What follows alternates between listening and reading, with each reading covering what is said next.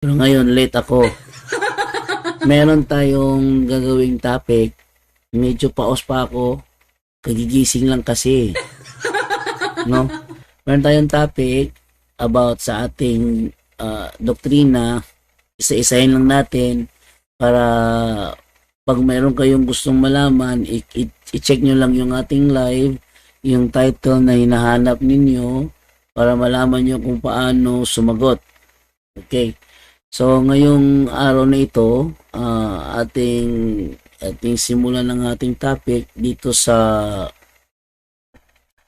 sobrang dami ng mga relihiyon ngayon. Paano ba natin makikilala ang tunay na iglesia? Straight to the point.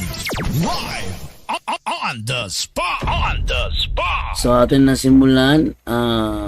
Sa sobrang dami ng relihiyon ngayon, paano ba natin makikilala ang tunay na iglesia?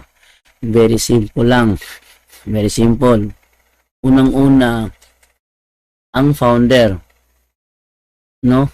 Yung iba kasing mga CFD, ang kanilang tinitingnan sa ibang CFD is yung one, holy, Catholic, and Apostolic.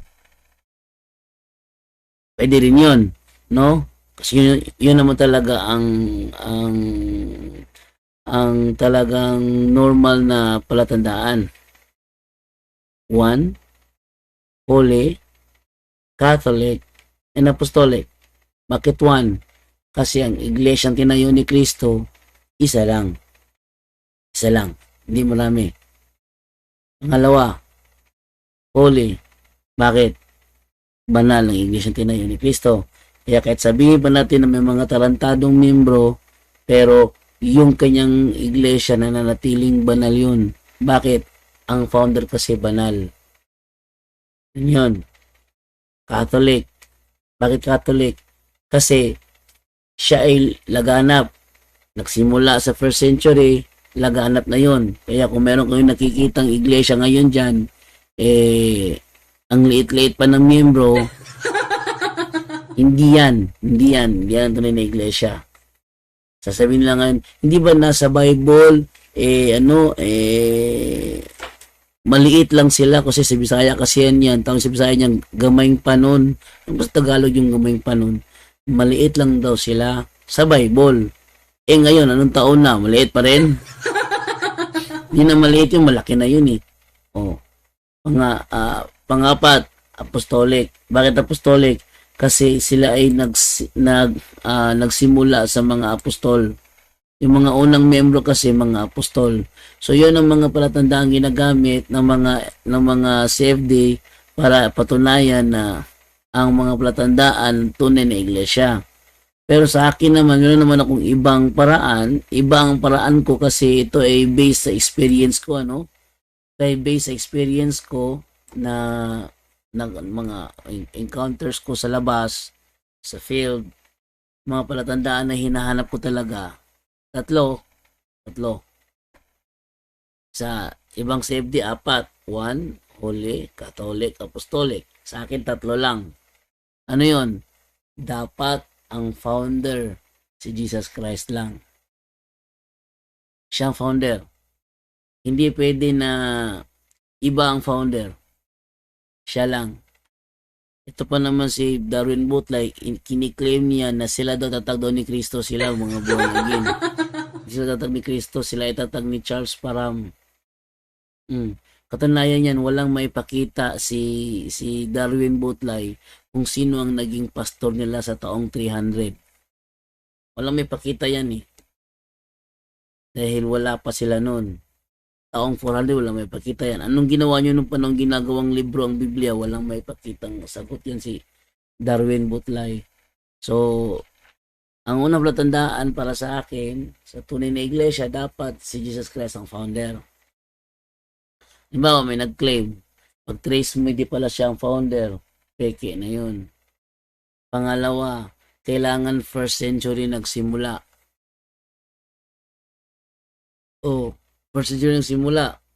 So tingnan mo yung yung haba ng taon na niya. Halimbawa, ate ilagay 70 Adventist. Meron na siyang 160 years ng Seventh-day Adventist mula nang itatag. So, hindi yan ang tunay na iglesia. Kasi si Cristo si Cristo kasi natayo siya ng iglesia first century pa. So kung bibilangin mo yan, higit yan sa 1,000. 1,900. O yan. 1,900. O 1,800.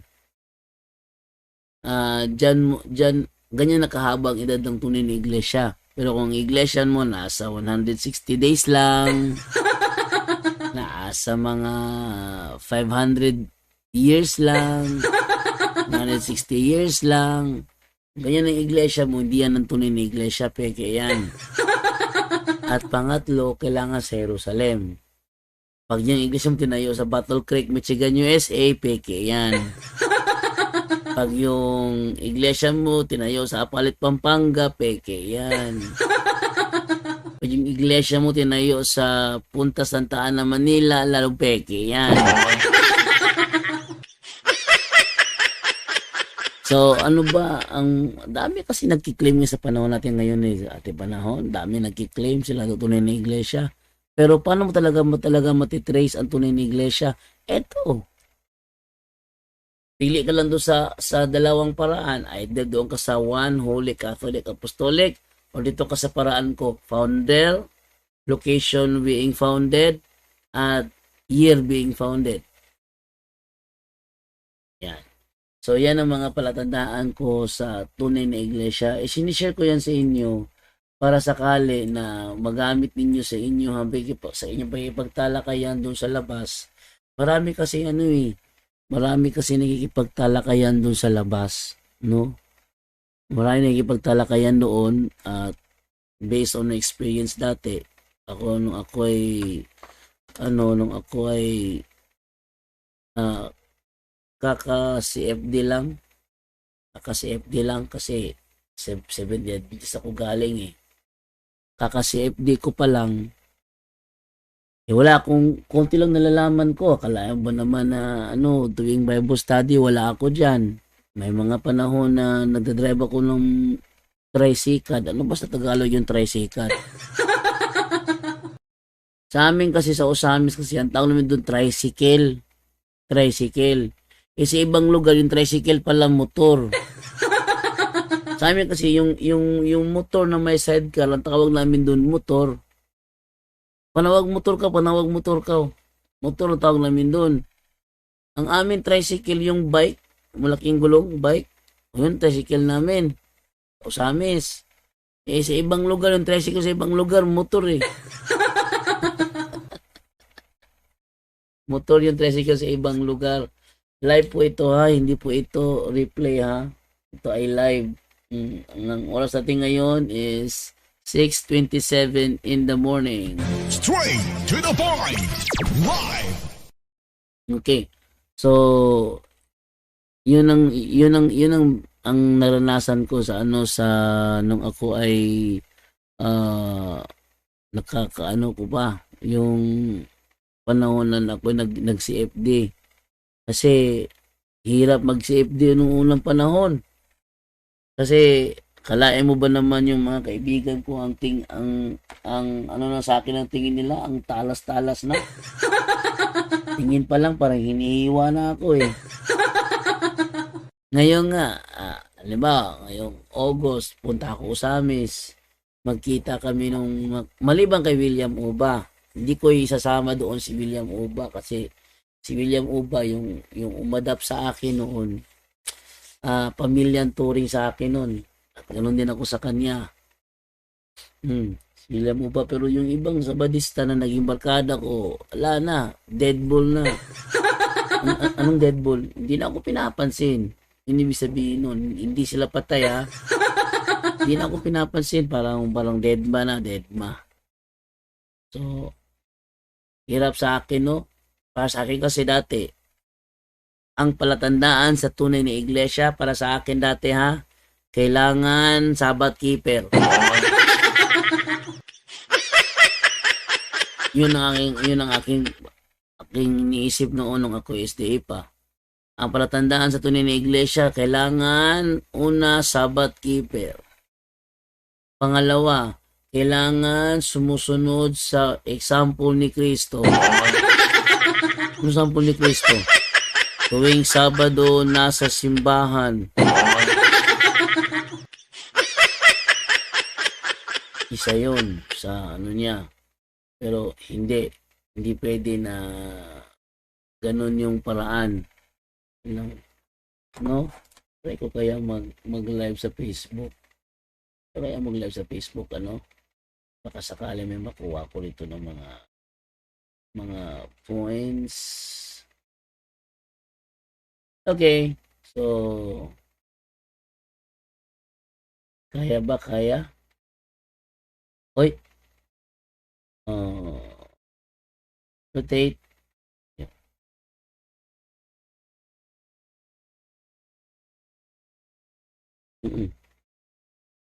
Try natin. Ayan. Oops. Okay. Ito yung itsura ng taong kagigising pa lang. Yan. Okay, good morning sa lahat, no? Ayun. So, yun yung ko dati, yung aking pananaw sa buhay nung ako ay nasa Seventh-day Adventist pa. Ang palatandaan ng tunay na iglesia para sa akin noon kailangan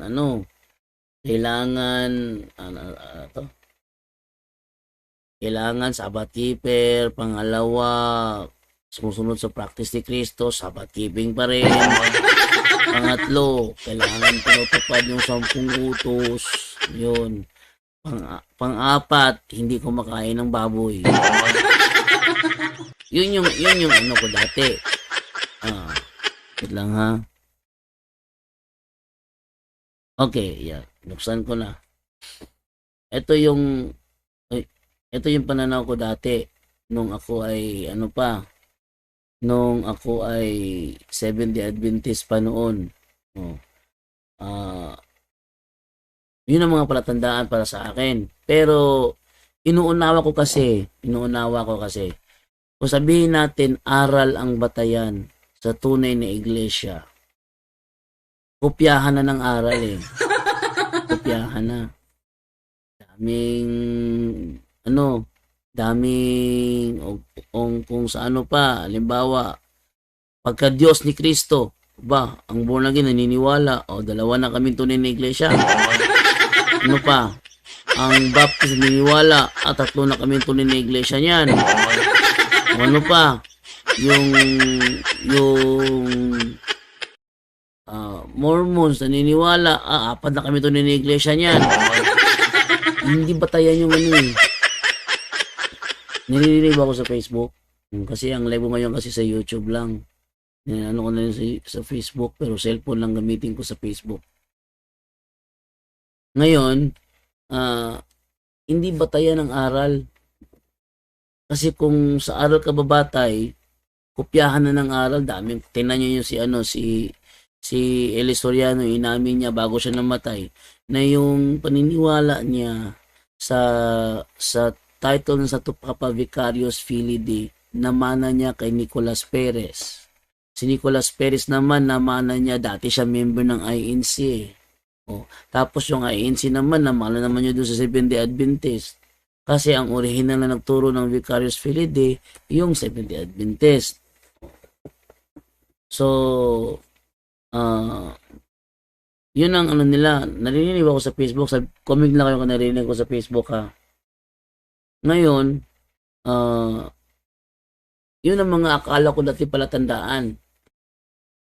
Pero hindi pala yun ang palatandaan. Kasi kung aral ka babatay, dami kopya. Tinan mo, ang Church of God 7th Day, Saturday ang simba nun. Ang piniling nas at giluwas ipasig uli, Sabado pa rin yun.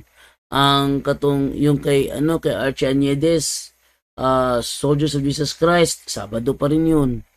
Ano pa? Yung kay Pilimon Riam Bonanza, doon sa Dapitan, yung Kingdom of God, Sabado pa rin yun. Dami Sabado Seventh-day Baptist, Sabado pa rin yun. So, paano masasabi yung mga tunay na iglesia ang mga yun? Mayong buntag, Bitoon, Caparoso, Jersey Maker, mayong buntag bro, shout out watching from Tacde, Santa Cruz, Concepcion, Tarlac, Philippines. Straight to the point. Naririnig ba ako? Naririnig ba ako? Klaruhin ko lang kung naririnig ba ako. Okay, so ituloy natin, no? So si Zaido nag-send sa akin ng 10 stars. Thank you po. Tinaw ka bro, klaro kayo. Actually, sa umaga, ang live ko niyan sa YouTube lang. YouTube lang.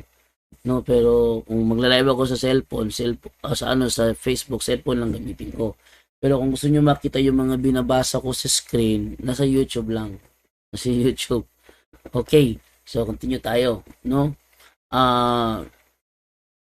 Proceed tayo ngayon dito sa natin sa ating topic. Ang topic ko ngayong umaga is paano makikilala ang tunay na iglesia, no? Ang dati na paniniwala ng mga CFD diyan, 4. 1, Holy, Catholic, Apostolic. Yan ang kanilang palatandaan na sinasabi palagi. 1, Holy, Catholic, Apostolic. Tama naman yun. 1, bakit? Isa lang ang iglesia. Holy, bakit? Banal ang iglesia kasi banal ang founder. Catholic, bakit? Laganap na siya. Laganap na yung iglesia. Apostolic, bakit? Nagsibula sa mga apostol. Sabi dito ni Ramini Batang Bronze, good morning bro JD. Sabi naman ni Fyodor Dionaldo Jimeno, sabi niya maayong buntag bro dyan do, watching from Cagayan de Oro. Oo, Cagayan de Oro. Nakita na tayo na Cagayan de Oro bro. Annabel Badilla Ayadi, oy si Ate Annabel, good morning teng. Imong pangutana dati no may tungod sa crucifix te kay giingon ni Brother Romer nga occultism daw to tungod sa sign nga naa sa tunga. Occultism daw to ti Annabel, ingon si Brother Romer. Susan Kubako is watching. Ngayon ano nangyari? So kopyahan na ng aral yung mga protestante. So sa bawat pagkopya na ng aral, dumadami ang true church. Mali yun. Tapos, kahit sabihin pa nila na sila ay Sabbath keeper, sabihin pa nila na sila ay sumusunod sa mga utos ni Kristo, pero kung i-trace back mo yung kanilang church sa kailan nagsimula, 160 years lang, ay, di yan. Piki yan. Nagsimula si Kristo natatag ng Iglesia 2,000 years ago, tapos sila 160 years lang yung haba ng taon nila. Tapos sabi nila, nagsimula kami doon sa 1st century, nasaan yung record nyo? Walang may pakita. Kung walang may pakitang record, ang ibig sabihin yan, wala, peke yun. Walang may pakitang record eh. Orlan Serdan is watching. Orlan Serdan. Walang may pakitang record na sila ay almost 2,000 years old na. Walang may pakita yan yung mga peke. Kahit pa sabihin nila ngayon na aral lang, tinan mo yung dating daan. Pag yun na nakatalakay yung dating daan, tatakbo yan sa aral. Bakit? 1, 7, 17, batayan ng aral. Ay hindi. Sa amamagitan ng aral. Ay hindi. Kopya-kopya lang yan eh. Tinan nyo, dating daan. Trying hard sila na gawing totoo ang kanilang sarili sa pagsasabi na batayan daw ang aral. Kung i-trace back mo yan, yung mismong church nila, nagsimula lang noong mga 1980s. Hindi yan ang tunay na church. Tapos nalaman pa, lumitaw lang pala yung iglesyang yan nung lumaya sa El Soriano doon kay Nicolas Perez. O nasaan ba yung iglesyang yan nung si Nicolas Perez nasa INC pa? Nasaan ang iglesyang yan? Sagot, Bakit wala? They don't exist. Kaya wala. Wala sila kasi they don't exist. Yun ang reality nun. Yun ang reality, hindi kaya nilang baguhin. Yan mo si Jared Almasora. Buti na lang bukas ang isip ng bata. Iniwan niya ang MCGI. Nakita niya ang mga mali. claim lang siya ng claim na kasama daw sa ating panahon yung sinasabi doon sa Biblia na hindi ganoon yun. Oh. So doon disgrasya yung ni Jared Almasora, nakita niya, sabi niya nung kinabukasan, na-realize niya wala pala siya sa tunay na iglesia. Kaya ngayong alam na ni Jared Almasora na nasa True Church na siya, ang tanong mo, ang sipag-sipag ng bata. Napakasipag ng bata. Kung saan nakakarating, nangangaral. Wala nang pakialam kung anong tingin ng mga tao sa kanya, basta siya nangangaral siya ng totoo patungkol sa ang mga Catholic at saka yung mga nasa ibang sekta, mga nasa INSIM, nasa MCGI, ibinabalik niya sa Katoliko. Very eager si Almasora sa kanyang pangangaral ngayon. Binabakapan siya ng pari sa kanilang lugar. Okay na okay yun. No? Okay na okay yung binabakapan si si Almasora doon. So, nung una, naiirita ako doon. Kasi dahil sa Malaele Sorianong dating niya, naiirita ako. Ang ingay eh. Pero ngayon, yung pagkairita ko sa kanya, nalipat sa ibang sekta. Sabi nga ni SLTV, nahawa ka na sa punto por punto. Sabi dito ni Orlan Serdan, kana sila bro defensor sa laing sekta. Garbo na lang nagpabilin sa ilaha. Kabalo na sila nga mali ilang sekta. Padayon lang basta na ay kwarta. Survive ra sila. Pero based akong experience na ako, kani mga miyembro bitong fanatic, no? Mo po ni muhutdag kwarta.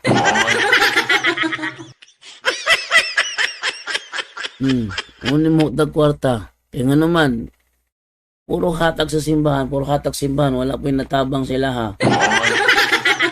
Dumdum ko itong tiyaaning sa una, yung tiyaaning tiyoboy. Sige sila hatag ikapulo niya, ilahang balay, wala na pataurag kurente. Ni walay SDA nga muduaw sila hang balay. Samot na gabi wala. Tuwa dito sa laing mga parente, wala silang balay, hindi sila may nangimbita sa laing balay mo higda. Yung naman, sa laing balay mo higda, tungod kay maulaw mo sa silahang, wala sila suga. Yang isde, wag yun, ningkuot silahang bulsa para tabangan lang pamilya uba, mataurag kurinti, wag yun. Ingnon pa sila kadahatag nila gikapulo, ingnon pa sila og dakuas mong pagtuo, bro, oy. Siste, dakuas mong pagtuoy. Nya. Huwag yun napataurag kurinti lang balay. Naluoy tanda sa ng tiyaaning. Nya nasuko pag si Ritundag nga ako ng gisgutan. Nahulog ko pagsulay. Ay, ingon si merong claim ang Reformed Baptist bro na Katoliko din daw sila but not Romans. They admit that the Bible is compiled by councils of Hippo, Carthage, and Laodicea. But they denied the Pope kasi ang Pope, ano yan? Tingnan natin dito sa silipin dito sa natin sa ating lang. Dito ko silipin sa kabila para maano natin yung mga comments ninyo. Accommodate natin yung comments ninyo, okay? So, every 6 in the morning, meron akong live sa sa YouTube. Pangalawa ko na ito. Nagsimula ako kahapon. Pangalawa ko na ito. So, tomorrow morning, 6 a.m., meron naman ako ibang topic naman ulit. Yan, nood lang po tayo para makaano tayo. Sa dito ng comment, sabi dito ni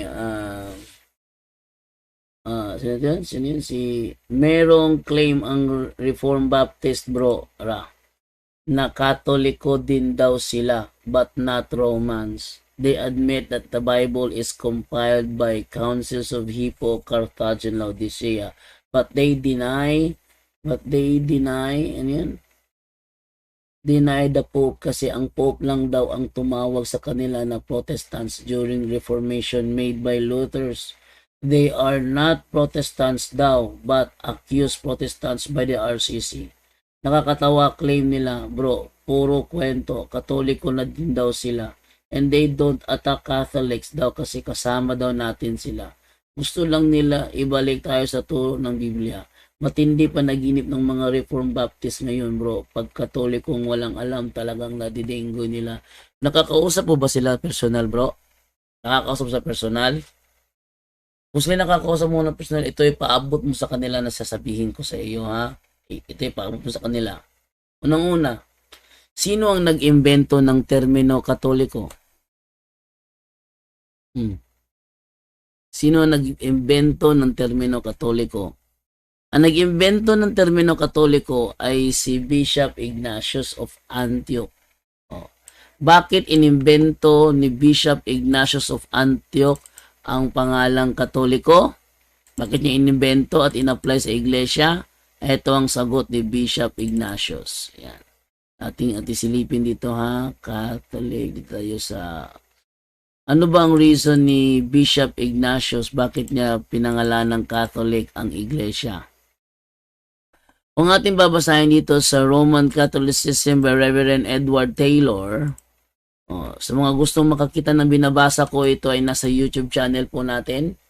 Nakapost po yung aking binabasa. Sa page 2 ang sabi, "The church founded by Jesus Christ is here." Ito yung binasa ni Ramil Parba dun sa debate nila ni Father Darwin. "The church founded by Christ is here for the first time called the Catholic Church. A name clearly used to denote the church throughout the world." Ano daw? Yung name is to clearly denote the church throughout the world in union with the See or Diocese of Rome. Ang tanong, To make his message known is our responsibility.